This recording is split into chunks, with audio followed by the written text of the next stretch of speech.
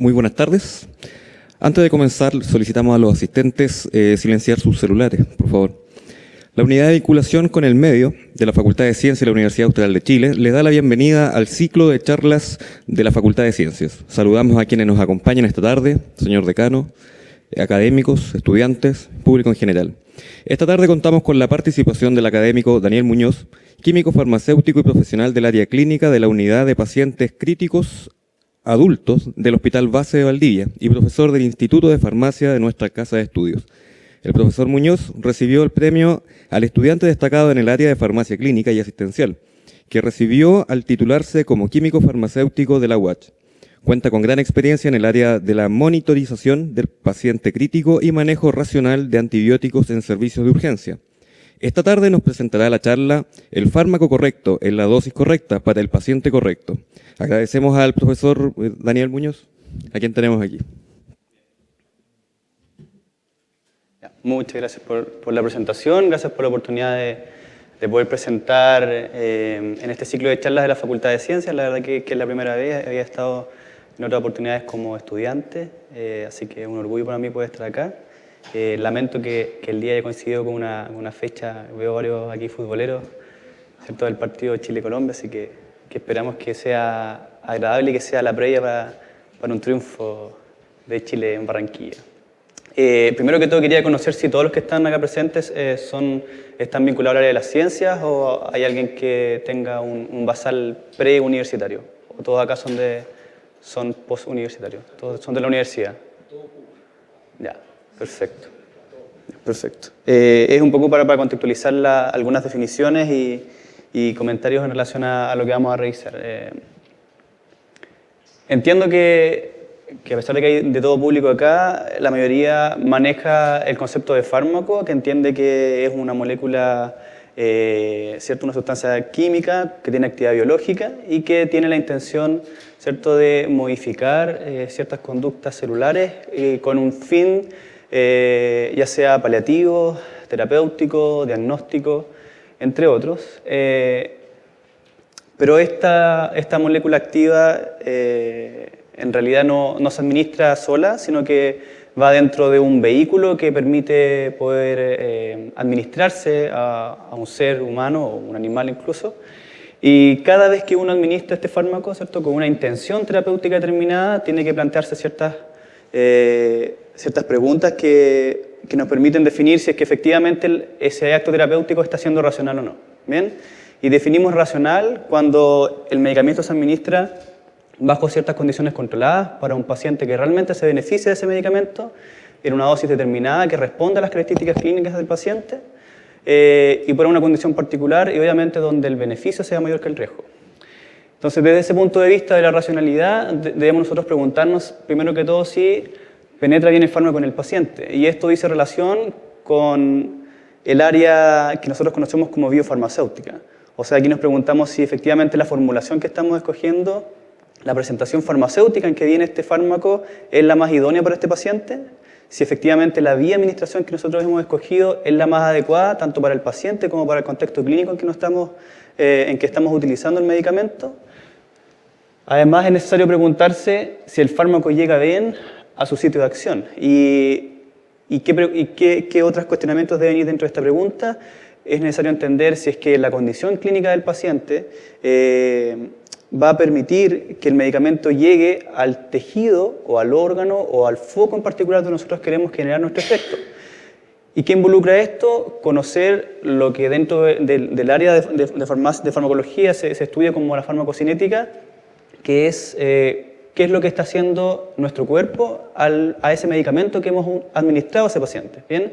Cómo los cambios que ocurren tanto del proceso desde que se absorbe el medicamento hasta que se elimina pueden modificar, ¿cierto?, la probabilidad de que ese medicamento sea realmente efectivo en un paciente determinado. Posteriormente, debemos preguntarnos si el medicamento que hemos administrado efectivamente está produciendo el efecto farmacológico que nosotros nos esperábamos. Y eso va a depender también de ciertas condiciones clínicas, pues existen enfermedades, condiciones clínicas, condiciones genéticas, factores predisponentes, incluso la edad, distintas condiciones que pueden finalmente condicionar, valga la redundancia, que un fármaco consiga su efecto farmacológico. Existen distintas condiciones de un paciente, distintas patologías que pueden condicionar que un medicamento sea efectivo o no. Bien, por eso es importante entender que un medicamento que sale al mercado probablemente no consiga el mismo efecto en toda la población, ¿cierto?, de manera homogénea, sino que existirá un grupo de pacientes que se van a beneficiar y otros no. Y aun cuando esta pregunta parece lógica, ¿cierto?, si el efecto farmacológico que queremos conseguir se traduce en un efecto terapéutico o un efecto tóxico. Bien, y aquí cabe preguntarse, y aquí engloba todo lo que responde al concepto de racionalidad. O sea, si efectivamente, una vez que hemos administrado el medicamento y que respondimos todas las preguntas anteriores, el beneficio de administrar ese medicamento en un paciente determinado realmente es mayor que el riesgo de exponerlo a una molécula en una condición determinada. Bien, estas son las preguntas básicas que uno debe hacerse, ¿cierto?, si uno quiere marcar un acto de prescripción dentro de un proceso de racionalidad. O sea, ningún fármaco dice administrarlo en un paciente determinado por una condición determinada si es que yo no soy capaz de responder todas estas preguntas de manera adecuada, ¿vale? Y saliendo un poco del acto terapéutico y yéndonos al fármaco como un bien social, nosotros sabemos que la expectativa que existe en relación al medicamento, particularmente del paciente, está condicionada por múltiples factores, particularmente por factores sociales, psicológicos, factores ambientales, por factores de la enfermedad, y que finalmente hoy día generan una presión tal que pareciera que el paciente solo cree que puede resolver sus problemas si es que se asocia la conducta terapéutica o la consulta médica a un medicamento determinado. Y así también el médico entiende hoy día que muchas veces puede resolver el problema y una condición particular de un paciente solo si eso está vinculado a algún medicamento determinado. Y por tanto, la relación médico-paciente hoy día prácticamente se limita a establecer una prescripción para una condición determinada, pero que no sabemos si necesariamente va a producir un efecto. Y ese paciente, a su vez, tiene una expectativa asociada a la terapia, ¿cierto?, una confianza tal en el medicamento que está claramente sobreestimada. Bien, hoy día se asume el medicamento prácticamente como una sustancia que es capaz de aliviar una gran cantidad de condiciones, pero no se piensa, ¿cierto?, en el riesgo que puede estar asociado, ¿cierto?, el consumo de esa molécula con actividad biológica. Asimismo, existen incluso condiciones donde el médico sabe que por más que le dé ese medicamento determinado al paciente, no va a producir un efecto, ¿cierto?, ni tampoco no va a aliviar una condición clínica, no va a mejorar una enfermedad, ni tampoco va a ejercer un diagnóstico, sino que tiene más bien una finalidad, ¿cierto?, de generar un efecto placebo. O sea, está la confianza que tiene hoy día el paciente con el medicamento, es tan excesiva esa confianza que incluso el prescriptor sabe que dándole un medicamento, aun cuando no cumple las condiciones que previamente definimos de racionalidad, ese paciente es capaz, ¿cierto?, de sentirse satisfecho con la prestación entregada porque cumple, ¿cierto?, el objetivo por el cual fue la consulta. ¿Y qué es lo que ocurre hoy día, por ejemplo, muchas veces con los antimicrobianos? Entonces, ¿cuál es el rol de la profesión farmacéutica en este proceso, tanto desde el punto de vista de la aplicación terapéutica del medicamento como desde el punto de vista social?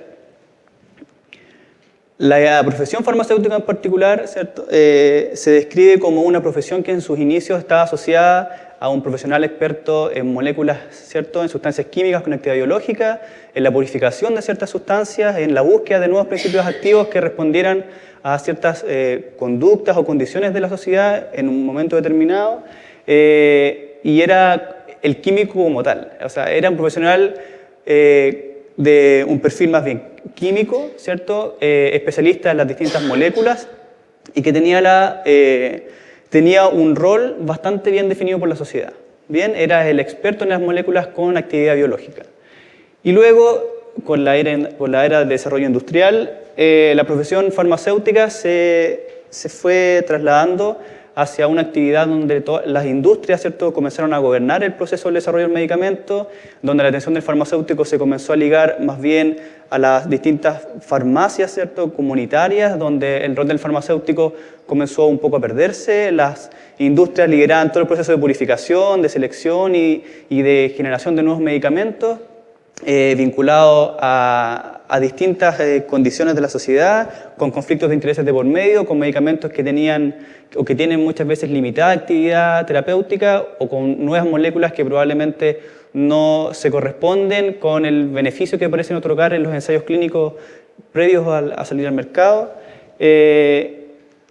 Hasta que a fines de los años 60, particularmente en Estados Unidos, un grupo de estudiantes, ¿cierto?, estadounidenses se cuestionó si es que efectivamente los conocimientos que tenían como profesionales farmacéuticos, ¿cierto?, las bases curriculares que ellos tenían, con que se formaban, eran totalmente aprovechadas eran aprovechadas sus capacidades. Y surgió, ¿cierto?, este movimiento con una intención de posicionar al farmacéutico a través, ¿cierto?, entendiendo los diversos conocimientos que adquirían a partir del pregrado, vincularlo, ¿cierto?, como un profesional que se haga corresponsable de la terapia del paciente. O sea, ya posicionar al farmacéutico no como aquel profesional, ¿cierto?, que era ajeno a los profesionales que atendían directamente al paciente, al lado de la cama del paciente, sino que como un profesional que podría aportar a través de sus conocimientos, ¿cierto?, a optimizar la terapia de los pacientes, pero vinculándose directamente con el paciente, ofreciendo asesoría de información de medicamentos, ¿cierto?, aportando, como ya mencioné, optimización relacionada, ¿cierto?, tanto como con la eficacia de los tratamientos como con la seguridad, y entendiendo que existía mucha información, ¿cierto?, y de la cual muy poca era objetivamente validada, y existía también una cantidad de problemas asociados a la administración de medicamentos o efectos adversos que muchas veces eran desconocidos, y distintas situaciones y contextos, particularmente en el paciente hospitalizado, que condicionaban particularmente la seguridad de los pacientes. En el contexto asistencial, ¿cierto?, entonces tenemos ahora el rol actual con un farmacéutico integrado al equipo de salud, intentando optimizar la terapia del paciente, y este perfil de farmacéutico con un directo vínculo de atención con el paciente se encuentra principalmente a nivel asistencial o hospitalario, donde dentro de la cadena terapéutica, ¿cierto?, que comienza a través de una prescripción médica, tal como ocurre en el sistema comunitario, un médico, ¿cierto?, indica un medicamento por una condición clínica, la cual se transcribe a una receta médica, la que posteriormente llega a un servicio de farmacia, ¿bien? Y es en el servicio de farmacia donde uno tiene, ¿cierto?, habitualmente la impresión, ¿cierto?, de que trabaja todo el equipo farmacéutico, y dentro de las actividades que son propias del servicio de farmacia involucra una de las principales actividades ligadas con la profesión farmacéutica, que es la validación de la prescripción, y esta tiene relación con: yo recibo la receta médica y defino si efectivamente los medicamentos, o los medicamentos que están indicados por un paciente, por una condición determinada, ¿cierto?, son efectivamente seguros, son realmente efectivos y se relacionan a la condición clínica del paciente. Entonces, lo que se hace aquí es definir si las dosis que están indicadas parecen correctas, si la vía de administración es la propicia, si el medicamento efectivamente es el correcto para el paciente y para la condición clínica, y a partir de esto, una vez que está validado y aprobado por el profesional farmacéutico, ¿cierto?, esta información llega a distintos sistemas ya sea informáticos u otros, dependiendo el nivel asistencial donde nos encontremos, y se prepara una cierta cantidad de medicamentos, que son los que venían previamente indicados en la receta, y posteriormente se despachan en el servicio clínico para ser administrados al paciente, ¿cierto?, según lo indicó el médico. Entonces, en un mundo ideal, nosotros deberíamos encontrarnos con este proceso. Tenemos una receta con una letra bastante adecuada, tenemos información del hospital donde viene la receta, tenemos información del servicio clínico, ¿cierto?, que es información básica que nos permite primero situarnos de qué contexto de paciente estamos hablando. O sea, es un paciente, ¿cierto?, obviamente si está hospitalizado son pacientes con trastornos agudos, ¿cierto?, de una condición crónica puede ser, pero pacientes mucho más complejos que los que nosotros vemos a nivel ambulatorio, que está hospitalizado en un servicio de cirugía y que le están indicando un medicamento como es el paracetamol, bueno, al menos tengo el nombre del fármaco, ¿cierto? Es un nombre, se entiende de manera legible. Tengo además la información propia para otros medicamentos de la dosis, ¿cierto? Que es también obviamente relevante a la hora de hacer una validación de una prescripción. Y tengo el intervalo posológico, que en este caso es metoclopramida, un supositorio al inicio del ataque, por ejemplo. Pero, por ejemplo, ya en esta receta, a pesar de que la letra es bastante bonita, legible, tengo el nombre del fármaco, la dosis y el intervalo posológico, pareciera no estar tan claro cuál es la vía de administración, ni tampoco parece estar tan clara cuál es la duración de la terapia. Estas dos condicionantes ya pueden potencialmente favorecer a que haya una prescripción y un despacho de un medicamento no del todo adecuado. O sea, son condiciones, aun cuando son medicamentos bastante banales, ¿cierto? Que pueden condicionar errores en el despacho de los pacientes, errores en el despacho de los medicamentos y finalmente administraciones de errores en los pacientes. En el mundo real, lo que nosotros nos encontramos son este tipo de recetas, este tipo de prescripciones, situaciones donde poco y nada se entiende del nombre del paciente, mucho menor el servicio clínico, poco se entiende el medicamento que se quiere indicar, poco se entiende cuál es la dosis del medicamento que se quiere prescribir, la posología, la vía de administración y el intervalo posológico. Entonces, si la condición previa nos parecía que había algunas limitantes para hacer un despacho adecuado y que el paciente reciba el medicamento propicio, en realidad en el mundo real lo que nosotros tenemos, ¿cierto?, parece ser incluso más complejo. Por otro lado, tenemos a la industria farmacéutica, que es la que nos entrega los medicamentos a los distintos servicios asistenciales, ya sea públicos o privados, y que tampoco nos ayudan mucho, ¿cierto?, para prevenir errores en el despacho de los medicamentos una vez que esté validado. Aquí tenemos dos medicamentos totalmente distintos, uno un inmunosupresor, luego tenemos aquí la pirimetamina, medicamentos totalmente distintos, pero en bases similares, y si uno no mirara con lupa acá, difícilmente podría reconocer que responden a medicamentos totalmente distintos, con un perfil de seguridad, ¿cierto?, totalmente de riesgo para el primer medicamento, y además la dosis, 2,5 miligramos, y esta de acá 25 miligramos. O sea, obviamente tengo aquí una condición de riesgo que puede favorecer fácilmente un error en el despacho y posteriormente error en la administración. Otro medicamento, ¿cierto?, es el mismo nombre comercial, el mismo principio activo, pero las dosis, ¿cierto?, distintas. También, si es que no tengo una capacidad de atención suficiente previo al despacho, puedo condicionar un error en la administración de un medicamento, en este caso en la dosis que no era la más adecuada para el paciente. Tengo dos ampollas que a simple vista parece complejo diferenciar que son medicamentos distintos. Uno es un antipsicótico, el otro es un digitálico, un medicamento para trastornos cardiovasculares, medicamentos totalmente riesgosos, ambos, ¿cierto? Y obviamente aquí el riesgo que puede ocurrir de administrar un medicamento erróneo por un paciente determinado, ¿cierto?, nuevamente es elevado. Lo mismo, tres medicamentos distintos, ¿cierto? Aquí un analgésico, aquí un fármaco vasoactivo, con envases bastante similares, lo mismo que ocurre acá. 4 medicamentos totalmente distintos para distintas indicaciones terapéuticas, con una similitud en el envase bastante complejo de poder discriminar si es que no entrego la atención suficiente previo al despacho. Lo mismo acá, tenemos un medicamento, un antiinfeccioso con un corticoide y al lado un medicamento para el manejo de glaucoma, ¿cierto? El envase es bastante similar. Lo mismo aquí, el típico Oftagen, la gentamicina compuesta, ¿cierto?, en una solución y el otro en un guante oftálmico. Entonces, si yo le digo, póngase, la indicación viene Oftagen, 3 gotitas cada 4 horas a una paciente y se lleva el ungüento oftálmico, medio complejo que se está administrando el ungüento cada 3 horas en el ojito, y entendiendo que la población atendida en los centros asistenciales públicos no es precisamente la mejor capacidad del punto de vista educativo, estos errores ocurren más frecuentes de lo que uno cree. Entonces, entendiendo ahora un poco la magnitud del problema y que si en cada una de estas acciones previas nosotros hubiésemos finalmente terminado por administrar un medicamento erróneamente, ¿qué cosas creen ustedes que tendrían en común todas estas administraciones erróneas? ¿Qué creen ustedes que es el factor en común de todas estas condiciones o situaciones que finalmente gatillaron que el paciente reciba un medicamento de manera errónea? ¿Qué hay en común en cada una de estas condiciones? ¿Qué creen los estudiantes de farmacia? ¿Qué creen ustedes que hay en común de cada una de estas imágenes que vimos previamente y que finalmente gatillaron un error en la administración de un medicamento a un paciente?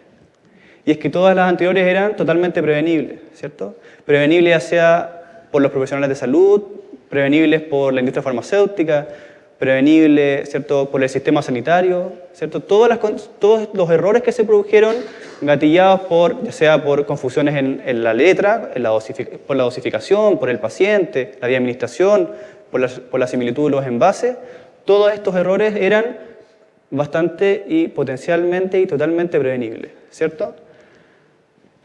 Y estos errores, ¿cierto?, que finalmente generan un daño en el paciente, ya sea porque genera morbilidad en el paciente o porque impacta en que el paciente no tenga el efecto terapéutico que quería buscar, ¿cierto?, condicionan, ¿cierto?, una de las 5 causas más frecuentes de injuria, incluso muerte asociada a la asistencia sanitaria. O sea, errores, ¿cierto?, eventos adversos secundarios a medicamentos que son de naturaleza prevenible, ¿cierto?, se encuentran entre las 5 causas más frecuentes de injuria o muerte asociada a la asistencia sanitaria. Entre el 10 y el 80% de los pacientes presentan a lo largo de su hospitalización al menos un error dentro de su historia farmacoterapéutica. Hasta el 50% de estos errores de medicación ocurren tanto al ingreso como al alta de una unidad clínica. Y ya conocemos que la transición asistencial, bien como nos comenta Jimena Lagos habitualmente en sus presentaciones, es una de las condiciones, ¿cierto?, una de las condiciones de la atención sanitaria que más condiciona los errores de medicación.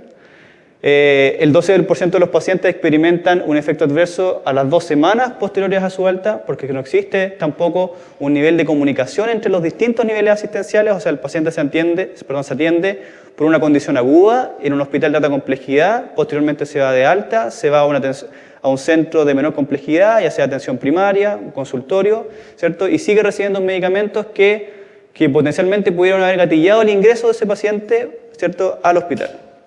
Estos errores en la comunicación, estos errores propios de no conciliar la medicación, tanto al ingreso hospitalario como al alta, también son una determinante de un gran porcentaje de efectos adversos que nuevamente eran prevenibles para ese paciente. Más información, esta realidad. La realidad de Estados Unidos, ¿cierto?, es el país que más ha estudiado los distintos errores de medicación, particularmente los que son prevenibles. Hasta el 50% de sus errores de medicación pudieron haberse evitado, según un estudio de Harvard de 1985. En otro estado, la proporción del daño derivado de la atención médica era cercana a un 3%. La realidad en Canadá era similar a la magnitud del problema que está dimensionado en Estados Unidos. En Australia, en el año 95, un 16% de las admisiones hospitalarias estaban asociadas con acontecimientos adversos y el 51% de ellas, o sea, más de la mitad de estos acontecimientos adversos, eran totalmente evitables. En España, hasta un 19,5% de los errores de medicación ocurren a nivel hospitalario y así podemos seguir mencionando realidades de distintos lugares. Por tanto, no es una condición que sea propia de un país en vías de desarrollo. ¿Bien? Pero ahora pensemos en el otro grupo, ¿cierto? Sino que cuando no existe el error, cuando nosotros administramos el medicamento efectivamente correcto, ¿cierto?, interpretamos bien la receta, elegimos bien el medicamento, por suerte la letra era elegible, entendimos bien la dosis, ¿cierto?, sabemos que efectivamente es para ese paciente, escogimos bien la vía de administración, entendemos que es un medicamento que beneficia a una condición clínica en particular, como por ejemplo el Alzheimer, por ejemplo una insuficiencia cardíaca, un paciente con enfermedad pulmonar obstructiva crónica, un paciente con diabetes, un paciente con depresión o con esquizofrenia. Escogimos bien el medicamento, se lo administramos al paciente, no hay ningún error previo a la administración de ese medicamento. Aún así, la eficacia de los tratamientos es solo en promedio cercano entre un 30 a un 60%.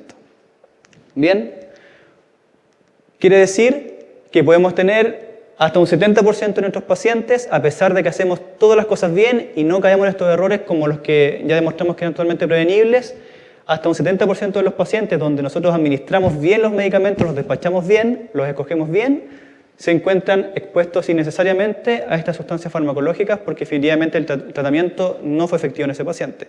Si yo le administro a un paciente una molécula con actividad biológica y el tratamiento no es efectivo, es un paciente, ¿cierto?, que se está exponiendo a una sustancia biológica con actividad, ¿cierto?, de manera innecesaria, ¿cierto?, porque no es capaz de modificar, ¿cierto?, una conducta, un proceso biológico que es el que finalmente está afectando al paciente.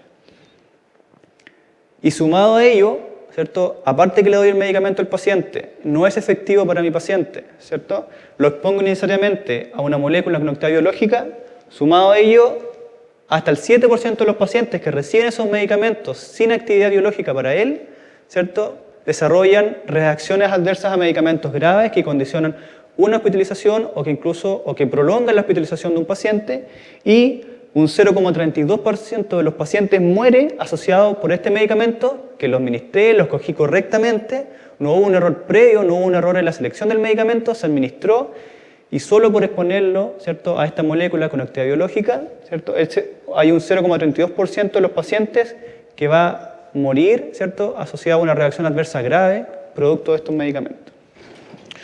Entonces nosotros podemos mencionar que los acontecimientos, ¿cierto?, no deseados a la terapia medicamentosa, ¿cierto?, lo podemos clasificar en aquellos errores de medicación, donde tenemos un paciente que sufrió un daño, ¿cierto?, una morbilidad asociada a una terapia, por un error que era prevenible, ¿cierto? Hay dentro de la cadena terapéutica, desde la prescripción hasta la administración, ¿cierto?, en alguno de esos pasos hubo un error y por tanto es un proceso que es potencialmente optimizable, ¿cierto? Era una situación totalmente prevenible, aún así el paciente sufrió un error que pudo impactar en que el fármaco no haya sido efectivo o que el paciente experimente, ¿cierto?, una situación adversa asociada a ese error de la administración.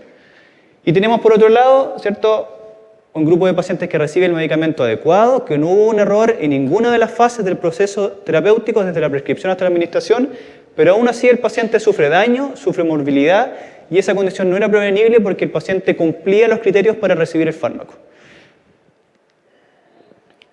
Entonces ahí nos preguntamos si administramos el medicamento correcto y si administramos, ¿cierto?, el medicamento para el paciente correcto y administramos además la dosis, ¿cierto?, que es teóricamente correcta para mi paciente. ¿Por qué solo algunos pacientes sufren esta reacción adversa asociada a la terapia y por qué solo algunos pacientes tienen eficacia asociada a la terapia? Y esta, ¿cierto?, es la base del estudio de la medicina personalizada y que no es más que la variabilidad que existe entre cada uno de nosotros, ¿cierto? Cada uno de nosotros tiene determinantes que van a condicionar la respuesta en tratamiento, que van a condicionar la seguridad en tratamiento, y eso es lo que hace, ¿cierto?, a la medicina, ¿cierto?, un arte y no una ciencia, ¿bien? Entonces, si entendemos que existe una complejísima y elevada variabilidad, ¿cierto?, entre todos los pacientes, entre cada uno de nosotros, ¿cierto?, existe una tremenda variabilidad, ¿cómo podemos nosotros definir cuál es la dosis correcta? Y lo puse en azul también en el título porque es el principal objetivo de la presentación, y que entender que existe tal variabilidad entre todos nosotros que definir una dosis correcta es más complejo de lo que uno cree.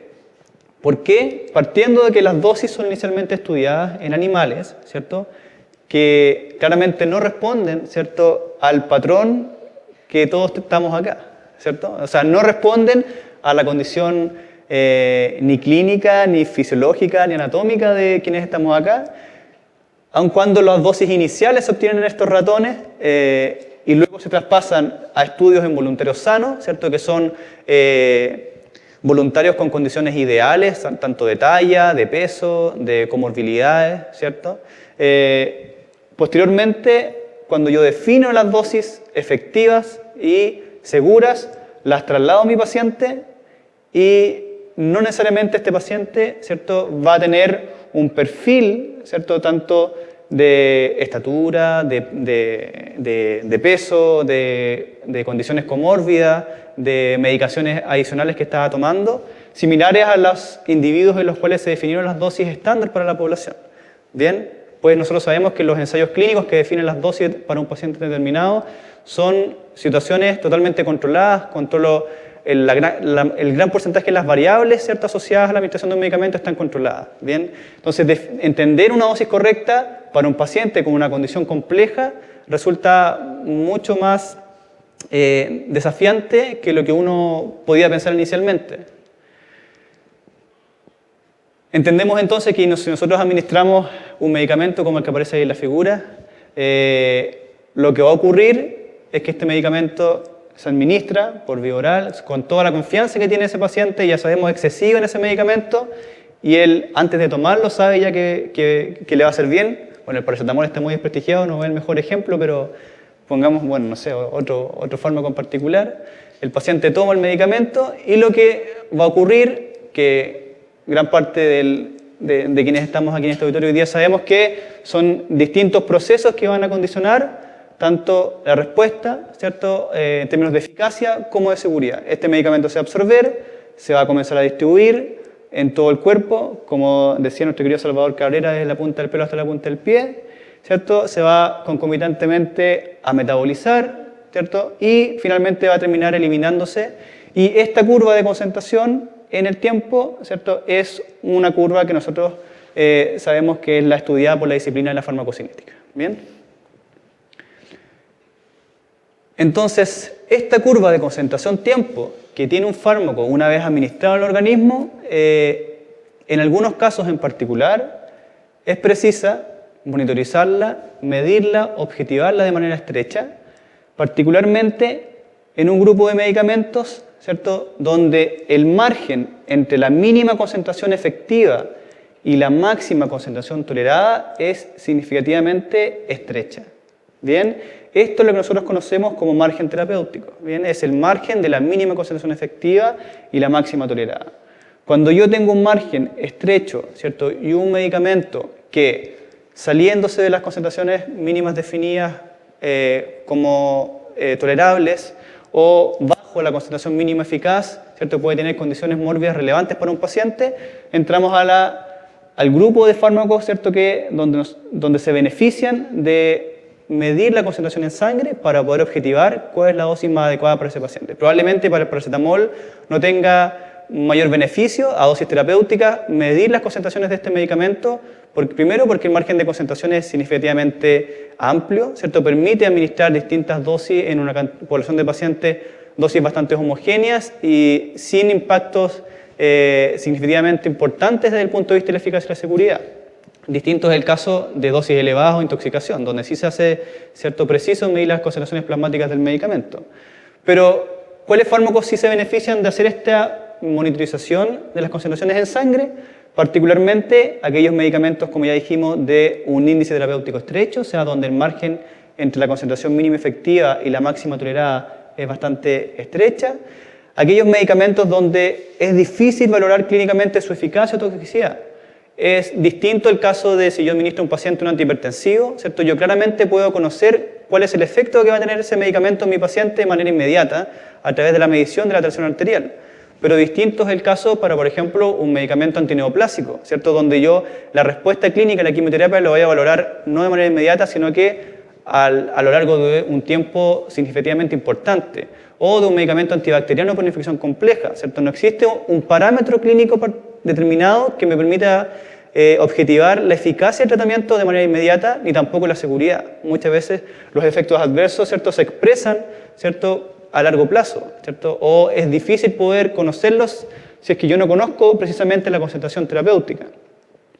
¿Qué otros medicamentos también es relevante monitorizar? Aquellos medicamentos que tengan una elevada variabilidad en su comportamiento cinético. Quiere decir que tanto la absorción como la distribución, como el metabolismo y como la excreción son significativamente distintos entre una población y otra de pacientes en los cuales yo administro este medicamento, y aquellos, obviamente, donde yo tenga definida ya, ¿cierto?, por una población determinada, cuáles son aquellas concentraciones en la sangre, ¿cierto?, que se relacionan a eficacia y cuáles son esas concentraciones que se relacionan, ¿cierto?, con la seguridad de la terapia. Bien, si yo conozco estas variables y tengo un medicamento con esas condiciones, ¿cierto?, el estándar de la práctica debiese ser medir las concentraciones cada vez que yo administro el fármaco para determinar cuál es la dosis más propicia para ese paciente. Bien.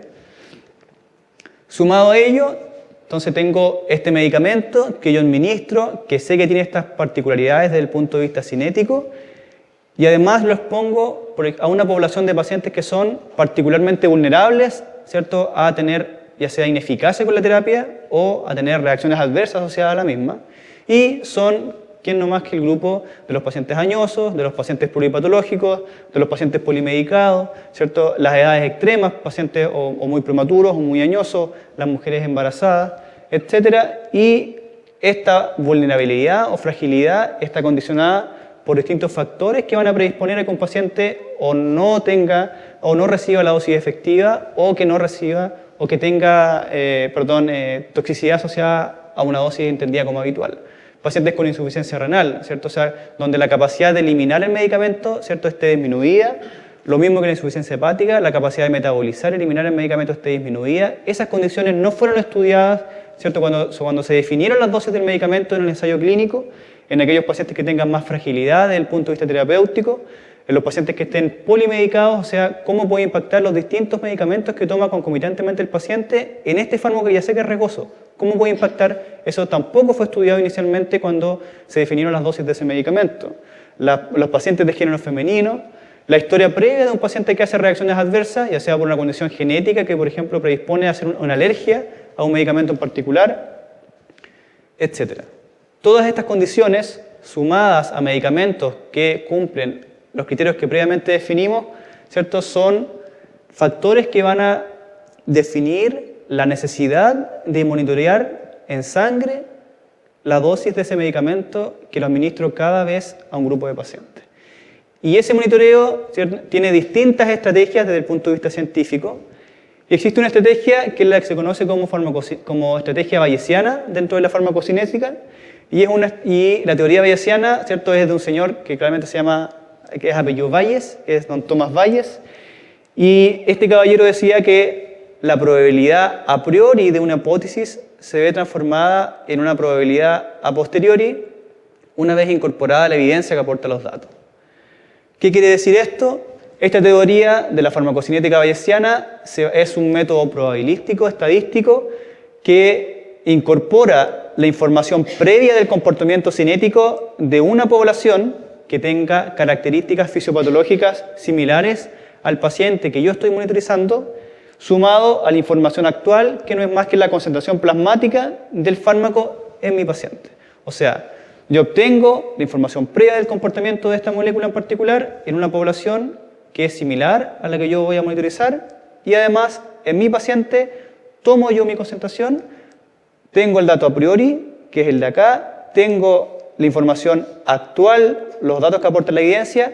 Si yo conozco y tengo estas dos variables, soy capaz incluso de predecir el comportamiento a posteriori de esta variable en un grupo de pacientes determinado.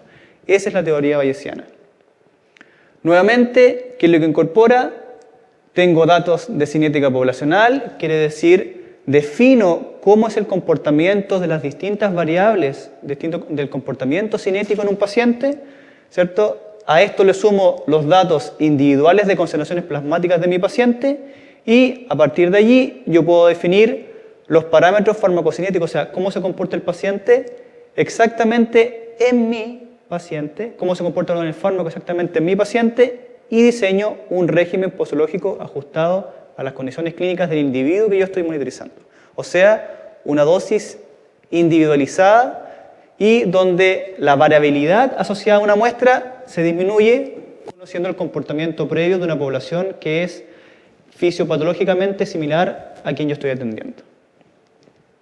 Bien, nuevamente tengo el comportamiento poblacional, sé cómo se distribuye, ¿cierto?, ese fármaco en una población similar a la de mi paciente, conozco esta distribución de la concentración en el tiempo, obtengo el dato de concentración de mi paciente en un momento determinado, yo sé que esa concentración tiene una elevada variabilidad asociada a la toma de la muestra que no siempre es la más adecuada, a que el equipo que estoy utilizando quizás no es el más propicio, no es el más fiable, a que la técnica utilizada para el pretratamiento de la muestra quizás no es la más óptima, no es el gol estándar, a que la dosis administrada muchas veces no es la que probablemente aparece prescrito en la ficha clínica, etc.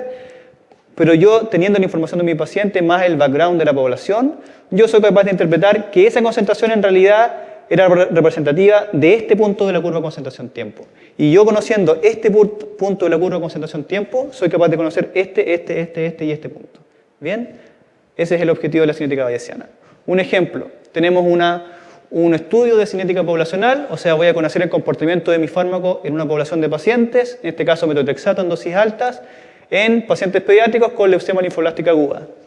¿Qué es la información que yo obtengo? Es la información de las distintas variables farmacocinéticas de mi paciente, que nosotros ya conocemos como el aclaramiento, que es cuánto es la capacidad, ¿cierto?, de eliminarse del fármaco por unidad de tiempo desde la sangre, desde el cuerpo, y el volumen de distribución, que son las dos variables principales, que es cuánto es el volumen aparente en que una vez que yo administro el medicamento es capaz de distribuirse, en cuánto volumen es capaz de distribuirse ese medicamento en una población determinada. Si yo soy capaz de conocer estas dos variables, soy capaz de predecir cómo va a ser el comportamiento del medicamento en una población determinada de pacientes, y obtengo finalmente una fórmula matemática que me permite, ¿cierto?, definir el comportamiento de ese medicamento y que va a estar afectada por distintas covariables, como puede ser el peso, como puede ser el estado nutricional del paciente, como puede ser otros medicamentos que impactan en el aclaramiento, en el volumen de distribución, etc. ¿Qué es lo que me permite a ti? ¿Qué es lo que me permite a mí esto? Tener una población de pacientes con unas concentraciones con esta variabilidad, llevarlos a una variabilidad en la concentración, en la toma de muestras significativamente menor. O sea, disminuyo los errores asociados a los distintos procesos, ¿cierto?, previos a la interpretación de un dato de concentración en el tiempo. Bien, me permite disminuir significativamente la variabilidad. Por tanto, la capacidad de equivocarme en la administración de una dosis determinada disminuye. Ese es el objetivo final. Entonces, yo conozco el comportamiento poblacional de un fármaco en particular. Ahora bien, si nosotros pensamos en una población de pacientes que particularmente se beneficia de esta actividad clínica, de esta disciplina, es probablemente la población críticamente enferma. Es un grupo de pacientes que está habitualmente polimedicado, son pacientes extremadamente lábiles, pacientes con trastornos significativamente agudos, ¿cierto?, probablemente secundarios a una condición crónica que se agudizó y que generó un ingreso hospitalario. Son pacientes que están extremadamente invadidos, ¿cierto?, por distintos tubos, por ventiladores mecánicos, por distintos comedicamentos, etc. O sea, son pacientes que cumplen los criterios que nosotros definimos previamente como condiciones desde el punto de vista de factores, ¿cierto?, o de vulnerabilidad o condiciones clínicas que van a impactar en que la dosis estudiada, ¿cierto?, en una población idealizada no necesariamente va a responder a la dosis que necesita este paciente. ¿Cuál es nuestra experiencia entonces? Voy a presentar la información que hemos estudiado de dos grupos de fármacos en particular y que son datos que son bastante nuevos. Esta técnica de la cinética bayesiana se incorporó a partir de aproximadamente un año en la unidad de cuidados intensivos del hospital. La primera información que tenemos es de la fenitoína, que es un fármaco anticonvulsivante que se ocupa extensamente en los pacientes neurocríticos, que son pacientes que ingresan por alguna condición neurológica compleja, que puede ser un TEC grave, puede ser un estatus convulsivo, una hemorragia subaracnoidea u otra condición que impacta en la condición neurológica del paciente y que tiene como objetivo prevenir o tratar estados convulsivos. ¿Bien? Este fue un estudio descriptivo, retrospectivo, que se hizo en pacientes neurocríticos de la unidad de cuidados intensivos adultos del Hospital Base Valdivia, donde se estudiaron las distintas variables farmacocinéticas de fenitoína, que es un medicamento que tiene una particularidad que responde a una cinética saturable del tipo micaeliana, ¿cierto?, donde las variables que describen su comportamiento en el tiempo responden a la constante micaeliana, a la Vmax, que es la capacidad máxima metabólica que tiene un paciente de metabolizar, valga la redundancia, un medicamento en un tiempo determinado, y el volumen de distribución que ya dijimos que es el volumen, ¿cierto?, medido en litros por kilo, ¿cierto?, en cuanto el fármaco se distribuye en el cuerpo de un paciente. Y se hizo a través de un análisis farmacocinético bayesiano, asumiendo un modelo de tipo monocompartimental. Ya dijimos que la cinética es no lineal, a través de un software farmacocinético como es el PKS. ¿Bien? Y además se estudió la predictibilidad que tenía este modelo farmacocinético bayesiano, ¿cierto?, de definir las dosis para un paciente con estas condiciones que ya mencionamos y el rendimiento relativo del modelo, ¿ya? O sea, cuán capaz era el modelo de predecir estas variables farmacocinéticas, las dosis y, si acaso, las dosis y las variables cinéticas que nosotros encontramos en nuestra población eran significativamente distintas a las que están descritas, por ejemplo, para otro grupo de pacientes, ¿vale?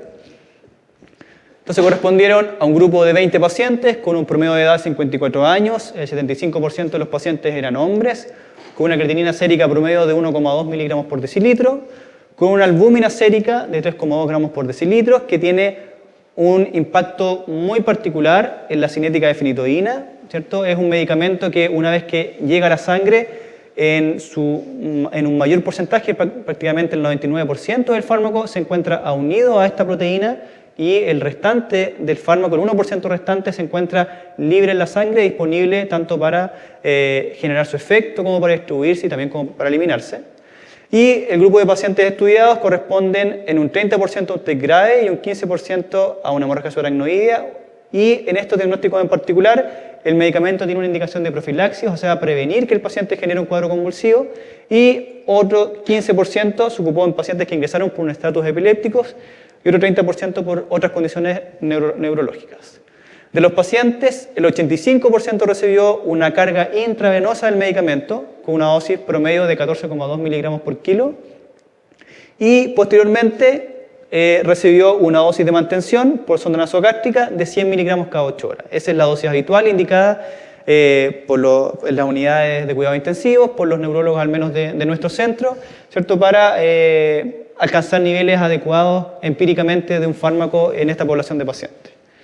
Y luego de que el paciente se cargaba intravenosamente y se comenzaba su dosis de mantención por esta sonda, este paciente se le medían las concentraciones plasmáticas del medicamento entre 6 a 48 horas después del inicio de la terapia. Bien, como es un estudio respectivo, aquí prospectivamente no se determinó un tiempo definitivo de muestreo, ¿vale? Aparte existe una limitante del punto de vista del horario de la toma de la muestra, así que por eso existe variabilidad en el tiempo de muestreo. ¿Qué fue lo que se encontró? Aquí lo que tenemos entonces, se medía la concentración en sangre, teníamos los datos de concentración del paciente, teníamos los datos de las dosis administradas en el paciente, además nosotros éramos capaces de conocer la creatinina sérica del paciente, conocíamos el estado nutricional, conocíamos la albúmina del paciente y a partir de los datos cinéticos poblacionales nosotros definíamos las distintas variables farmacocinéticas iniciales de mi paciente. Quiere decir que de la población inicial, ¿cierto?, que yo definí como variables farmacocinéticas de mi población, que dijimos que era una población de pacientes con condiciones homogéneas a los míos, ¿cierto? Ese es el objetivo de una cinética poblacional. Entonces, de ese grupo de pacientes, lo que genera aquí este software farmacocinético es, toma uno de esa población de pacientes estudiada previamente y dice, tu paciente se parece mucho a ese paciente y por tanto las variables farmacocinéticas iniciales son las que están descritas acá. Esto es sin el dato de concentración, o sea, se parece desde el punto de vista demográfico, se parece en la talla, se parece en el peso, se parece en la creatinina sérica, se parece en su albúmina. A partir de esas variables yo defino que sus variables cinéticas iniciales son estas. Pero cuando yo incorporo el dato de concentración de mi paciente, determino las variables cinéticas bayesianas. Dijimos que era información poblacional más el dato de concentración de mi paciente, y a partir de ahí entonces yo determino cuáles son las variables farmacocinéticas de mi paciente. Entonces aquí yo sé que el Vmax de mi paciente es 458 miligramos, que es la cantidad que puede recibir por cada 70 kilos al día de fenitoína. No puede recibir más de eso.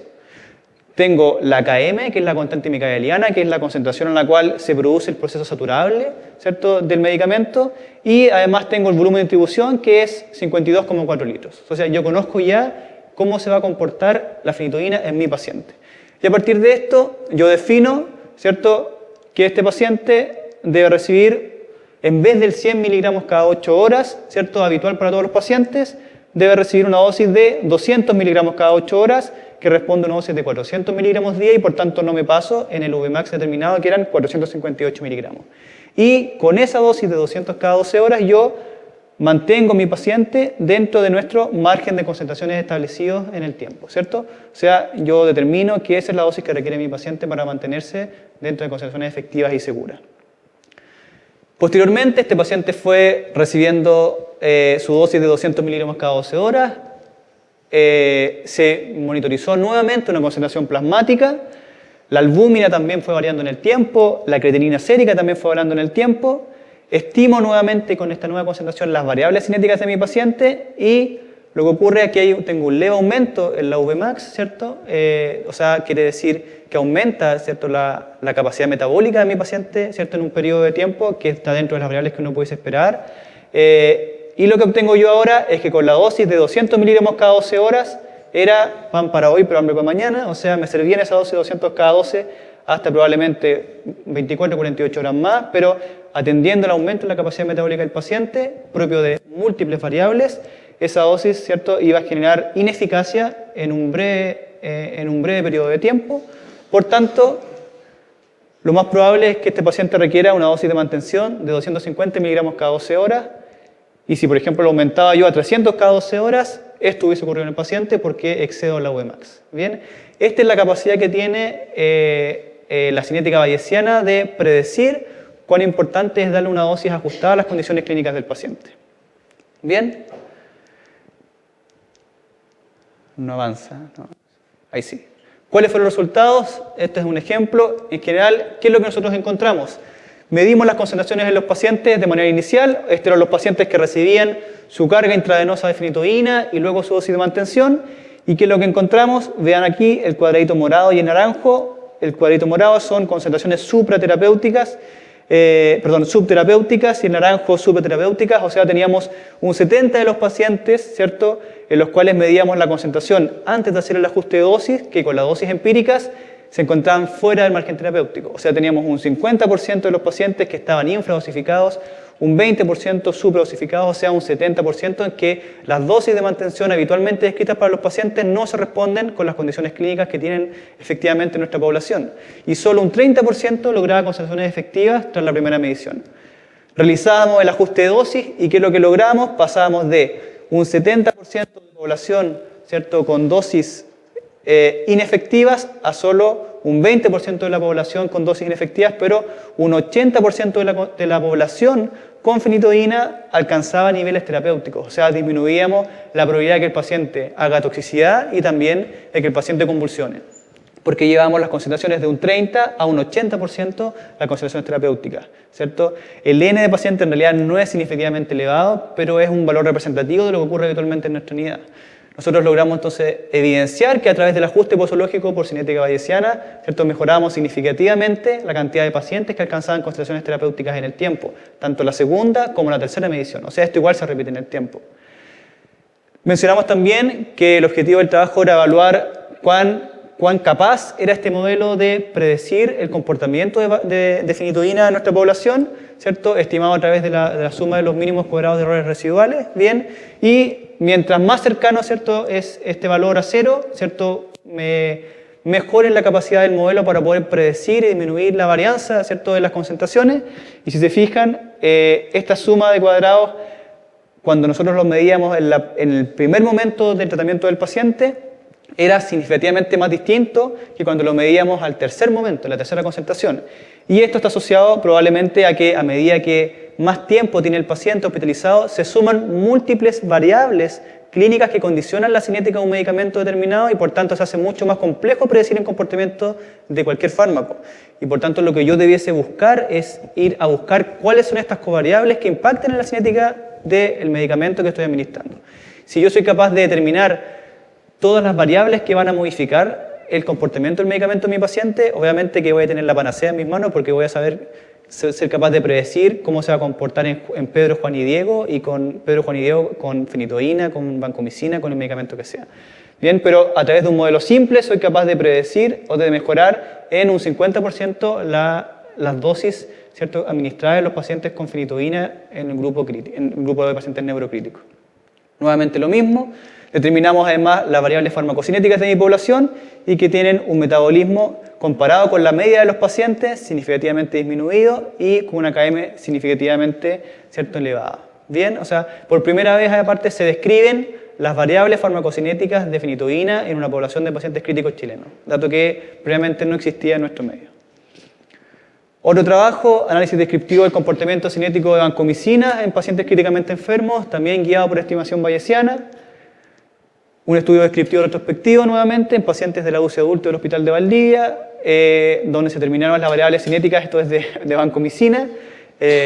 Distintas variables cinéticas, pero esta vez son más porque corresponden a un modelo cinético bicompartimental, lineal, bien, que es un tipo de modelo farmacocinético donde se asume que el medicamento se distribuye en dos compartimentos en el cuerpo de manera distinta, tiene afinidad por distintos tejidos, ¿cierto?, de manera diferencial, y se evaluó nuevamente la predictibilidad del modelo y el rendimiento relativo de este modelo. Que lo que encontramos eran 25 pacientes, en su mayoría mujeres, en promedio de 62 años, con una creatinina sérica de 1,72, teníamos un porcentaje importante de pacientes con una falla renal, ya sea aguda o aguda sobre crónica o crónica, con un estado nutricional pobre, nuevamente repetido en las unidades de cuidado intensivo, y con un 45%, este es un 55, con 80% de los pacientes, no sé, 80% de los pacientes con infecciones respiratorias versus un 20% de los pacientes con infecciones no respiratorias para los cuales se ocupó este antibiótico vancomicina. Bien, del total de pacientes, un 64% recibió una carga intravenosa de 25 miligramos por kilo y un 64% también posteriormente recibió la dosis habitual descrita en todos los prospectos y las bases de datos que uno busque de vancomicina, que es 1 gramo cada 12 horas. ¿Bien? Entonces se entiende población de pacientes críticos que recibe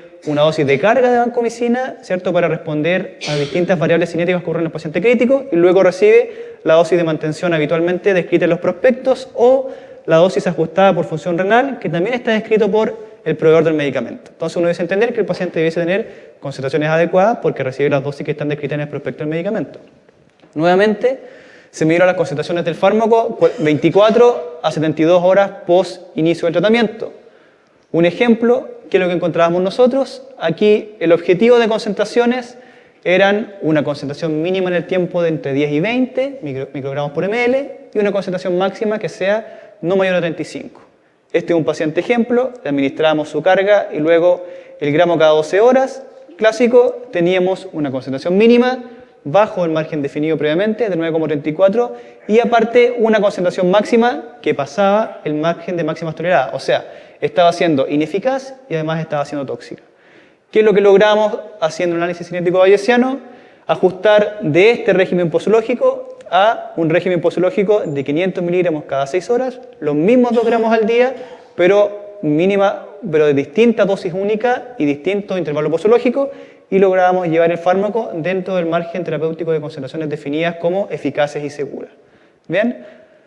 Otro ejemplo, lo mismo, un paciente recibe su carga, su mantención de 1 gramo cada 12 horas, ¿qué tenemos? Una concentración mínima nuevamente bajo el esperado, una concentración máxima sobre la esperada, ineficacia, toxicidad, que lograba a través del monitoreo bayesiano modificar la dosis de 1 gramo cada 12 a 750 miligramos cada 6 horas, y con ello conseguíamos una concentración mínima dentro del objetivo y una concentración máxima también dentro del objetivo, ¿cierto?, a través de ese perfil de concentración-tiempo.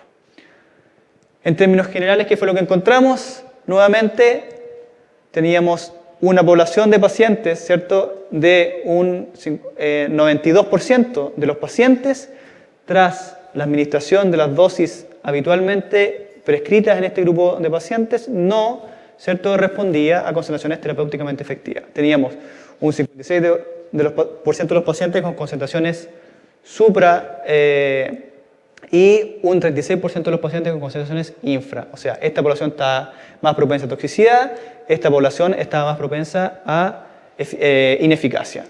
Y solo un 8% de nuestra población, ¿cierto?, lograba concentraciones efectivas a través de las dosis habitualmente prescritas.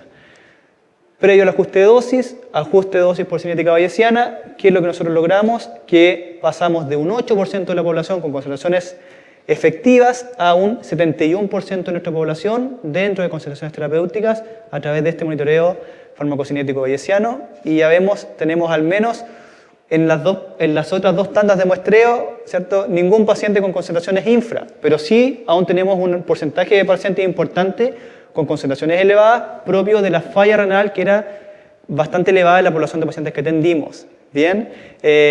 Y esto también habla que la cinética bayesiana no es la panacea. O sea, existen todavía múltiples variables que van a condicionar la variabilidad de un paciente a un medicamento, pero permite sí disminuir significativamente la variabilidad. O sea, yo puedo optimizar, pero en ningún caso puedo hacerlo en el 100%. Existen múltiples otras variables que van a condicionar la respuesta al tratamiento. Nuevamente, fuimos capaces de determinar las variables farmacocinéticas en mi población, ¿cierto? Y los resultados principales es que el 92% de la población con vancomicina se encontraba inicialmente fuera del margen terapéutico, a pesar de recibir las dosis de carga y mantención convencionales. Más de la mitad de la población estudiada se encontraba con niveles inicialmente elevados, el 56% de la población, y probablemente explicado porque el volumen de distribución inicial era significativamente más elevado que la población general. A pesar de que la bondad del ajuste del modelo tampoco era el óptimo porque era también lejano a cero, aún así los ajustes posológicos por este modelo permitieron que un 70% de la población versus el 8% llegue a concentraciones efectivas, y esta cinética bayesiana permitió, ¿cierto?, que los pacientes se dosificaran de manera adecuada con el fármaco. Otros desarrollos que hemos hecho, no tan descritos como los que acabo de mencionar, nuevamente, pacientes que reciben dosis altas de metotrexato para el manejo de la leucemia linfoblástica aguda, ¿cierto? Se estudian las concentraciones en el tiempo y se define aquellos pacientes que tienen más riesgo de generar toxicidad asociada a dosis elevadas de metotrexato. Somos capaces, nuevamente, dijimos que éramos capaces de poder, conociendo las variables previas de la población más los datos de concentración actuales, capaces de predecir cómo va a ser la eliminación del metotrexato en ese paciente, que es una de las condiciones que está asociado a mayor toxicidad medular y gastrointestinal en los pacientes. Los pacientes que eliminan lento el metotrexato tienen un riesgo más elevado de hacer toxicidad severa, ¿vale? Y a partir de este comportamiento nosotros podemos estimar aquellos pacientes que están en riesgo de hacer toxicidad y por tanto intervenir precozmente a través de distintas alternativas que, por ejemplo, modifican y aceleran la eliminación del metotrexato. Lo mismo para otros fármacos como otros anticonvulsivantes, fenobarbital, pacientes que llevaban un tiempo importante con dosis de fenobarbital, teníamos un registro de concentraciones previas, ¿cierto? Y un tiempo importante con concentraciones ineficaces, ¿cierto? Porque las dosis que requería el paciente se salían del margen definido en la literatura como las dosis máximas estipuladas para pacientes pediátricos. Pero hay que entender que las dosis definidas como máximas para la población pediátrica, ¿cierto?, son nuevamente en una población de individuos que no necesariamente responden al que se está atendiendo en una unidad de cuidados intensivos. ¿Bien? Finalmente, ¿qué es lo que uno debiese entender que pudiese generar a partir de esta información? En el prospecto de vancomicina lo que dice es que tienes un antibiótico glucopéptido para el manejo de infecciones por gérmenes gram positivo, dele 15 a 20 miligramos por kilo cada 12 horas intravenoso, y en pediátricos lo mismo, pero cada 8 a 12 horas. ¿Qué debiese esperar yo que en el futuro diga el prospecto de vancomicina? La misma información de actividad, pero la posología dosifique según en pacientes críticamente enfermos, a través de un modelo bicompartimental lineal, ocupe estas variables farmacocinéticas para la estimación de la dosis de mi paciente, ¿cierto? Eso uno debe entender que debe ser la sugerencia de régimen posológico para un medicamento como la vancomicina. Lo que les comentaba, que si no fuera por la variabilidad de los pacientes, ¿cierto?, la medicina podría ser considerada como una ciencia y no como un arte. Gracias.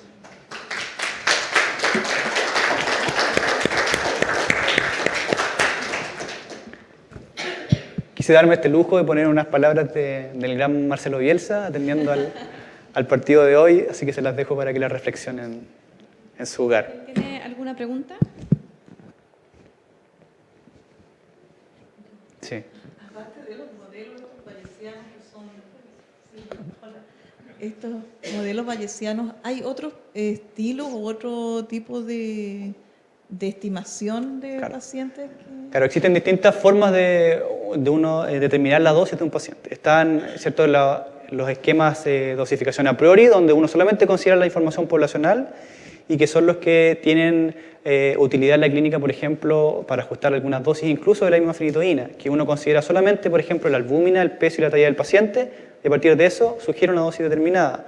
y qué es la información que uno puede rescatar de una población de pacientes. O están los ajustes de dosis matemáticos, ¿cierto?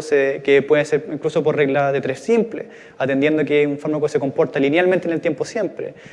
O está la dosis empírica sugerida por el prospecto, o están las dosis sugeridas por la sensación de, ¿cierto?, de eficacia o de seguridad de un tratamiento, al menos a nivel comunitario.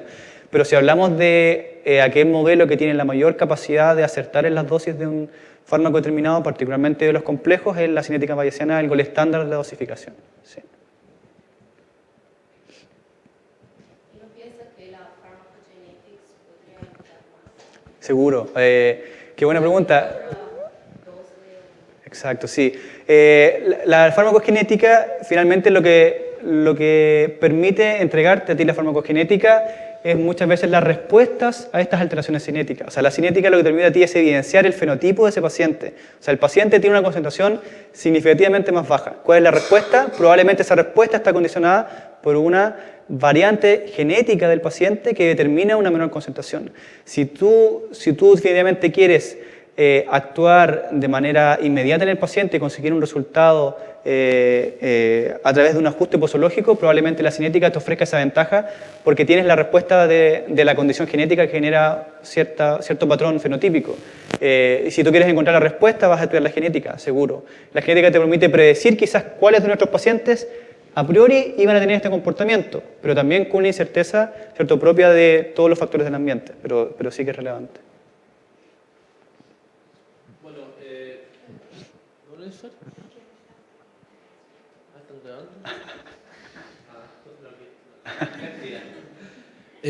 Profe, bien, tengo entendido que esta monitorización de niveles plasmáticos, como hemos conversado en muchas ocasiones, se realiza en algunos grupos de medicamentos, también en base a lo que usted estaba conversando. Bien, como sabemos, eso apunta a muchas variables, unas de farmacia y otras externas como los factores económicos, pero ¿cuál es la proyección concretamente en el Hospital Base Valdivia de que esto se traslade o de que, digamos, se implemente en otros grupos terapéuticos en función también de las políticas del hospital, que está enterado sobre eso? Por ejemplo, con medicamentos del sistema nervioso central, donde ahí sí que es muy subjetivo medir una respuesta, en donde ya no hay parámetros, muy poco, y si existen a nivel, digamos, público, casi ni se ven. Entonces, para conocer un poco las políticas y cómo se proyecta esto en el tiempo, creo que quedó bastante claro que esto es muy útil, pero los farmacéuticos recién estamos entrando en el área asistencial, para que no se nos reconozca, pero también entiendo que hay una limitante en términos de dinero y de contratación de farmacéuticos para esta pega. Entonces, si me pudiera explayar un poco sobre eso. No me voy a meter desde el punto de vista gremial, voy a hablar desde el punto de vista clínico, pero claro que es una estrategia que permite optimizar también recursos. O sea, finalmente evitamos que un porcentaje de pacientes se exponga necesariamente a un medicamento porque lo estamos dando de manera ineficaz o lo estamos dando de manera tóxica y puede ser al final más perjudicial para el paciente. Si lo vemos desde el punto de vista económico, claro que tiene sus ventajas.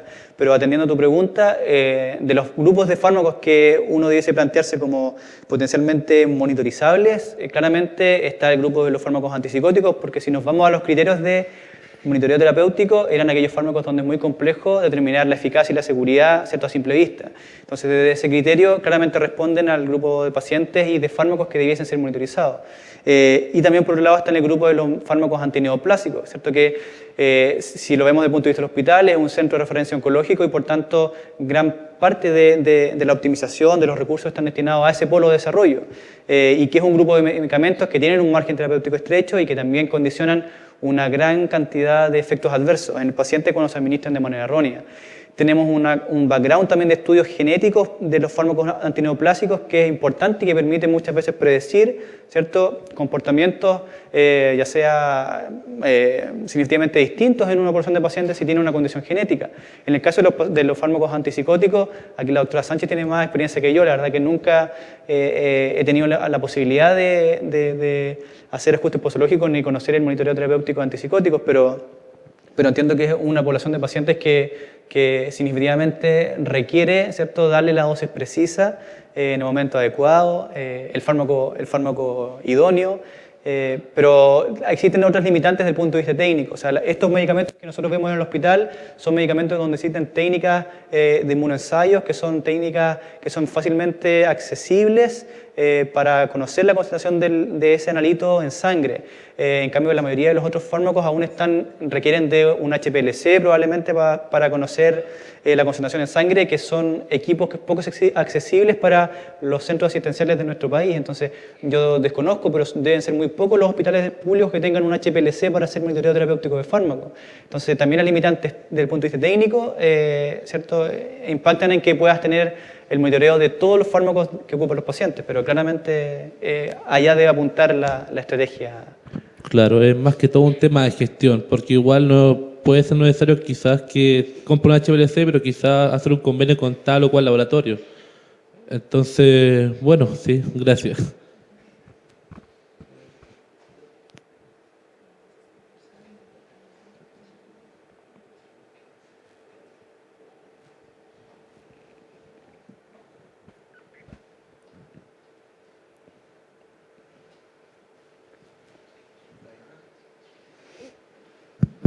Tengo una pregunta. Sí. ¿Qué puede hacer una persona que no sabe nada acerca de farmacia? Y en el fondo hay mucho error o poca efectividad, como mostrabas tú, que lo encuentro impactante. Pero ¿qué puede hacer el paciente en el fondo que llega al hospital porque si a ti te recetan algo, lo toman? Y en general las personas comunes y corrientes llegan y toman todo lo que le medican o se automedican. Entonces, ¿cómo puede uno como paciente ser un poco más consciente o tener un tratamiento más efectivo? Exacto. Yo creo que la respuesta está en informarse. El paciente, o sea, de hecho, la automedicación como política pública, incluso de la OMS, se sugiere como una actividad que permite incluso descongestionar hasta centros asistenciales, pero tiene que ser una automedicación informada. O sea, en la información está el poder. Si una persona es capaz de conocer, ¿cierto?, el medicamento que está administrándose, saber cuáles son los potenciales beneficios y cuáles son los potenciales riesgos, también, ¿quién más que uno puede ser capaz de alertarse cuando el fármaco no está siendo efectivo o cuando el fármaco está siendo inseguro para uno? Y muchas veces ocurre que del proceso de que el médico atienda al paciente, lo ve, le indica el fármaco y lo vuelve a controlar, pasa un periodo de tiempo importante, sobre todo en el sistema público, ¿cierto?, donde puede el paciente experimentado significativos efectos adversos o ha estado todo el tiempo con terapia inefectiva. Entonces, desde ese punto de vista, si uno es capaz de entender y conocer más del medicamento que está tomando, ¿cierto?, si es capaz de informarse lo suficiente y ser capaz de darse cuenta, ¿cierto?, de estas condiciones o ciertas características que permiten evidenciar que no está siendo efectivo, está siendo inseguro, uno tiene el poder para poder, obviamente, de manera precoz, ¿cierto?, generar mecanismos que modifiquen esa conducta, ya sea porque si yo sé que no me hizo efecto, paso enseguida a otro medicamento o modifico la dosis, ¿cierto?, del medicamento, pero obviamente siempre bajo la asesoría de un profesional.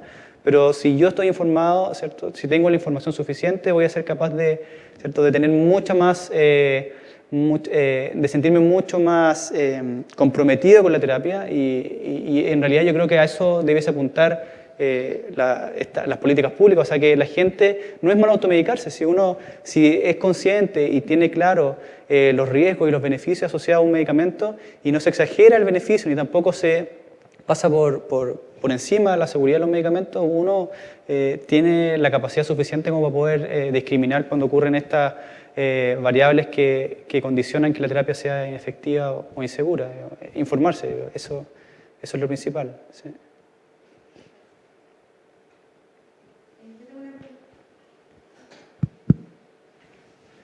Buenas tardes, profesor.